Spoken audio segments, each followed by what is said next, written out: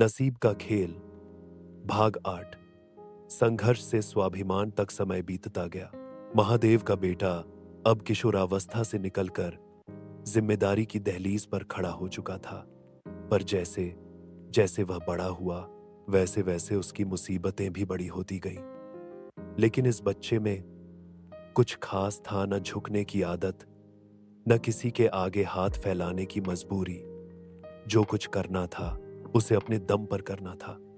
महादेव अपने बेटे की हर जरूरत पूरी करने की कोशिश करता। उसने कभी बेटा पैदल स्कूल जाए यह मंजूर नहीं किया। उसने कभी बेटे को भूखा सोने नहीं दिया, भले ही खुद आधा खा लिया हो। मगर एक चीज थी जो महादेव कभी नहीं दे पाया, साथ, संवाद और समय। वो थक हार कर रोज काम से लौटता था। सोचता था कि बेटे से बात करेगा, लेकिन थकावट और चिंता उसे चुप करा देती थी। बेटा भी ये सब महसूस करता था। उसके पास सब कुछ था, पिता का प्यार, मां की ममता, पर एक अजीब सा अकेलापन उसकी आत्मा में घर कर गया था। और फिर जैसे कठिनाइयों की परछाई कभी महादेव का पीछा नहीं छोड़ती थी। अलका बीमार रहने लगी। दवाइयां, अस्पताल, डॉक्टर, महादेव की कमाई, इलाज और बेटे की पढ़ाई में खत्म हो जाती थी।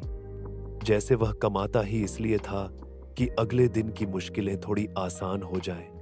लेकिन फिर भी उसका बेटा पीछे नहीं हटा। वो छोटी छोटी नौकरी करता, कभी ट्यूशन पढ़ाता, कभी बाजार में मजदूरी। धीरे धीरे उसने थोड़ा पैसा जोड़ा और फिर एक दिन उसने एक जमीन का टुकड़ा खरीदा, वहीं उसी गांव में जहां कभी उसे और उसकी मां को डायन कहा गया था। कुछ सालों की और मेहनत के बाद उसने उस जमीन पर एक नया, सुंदर, मजबूत और सम्मान से भरा घर बनवाया।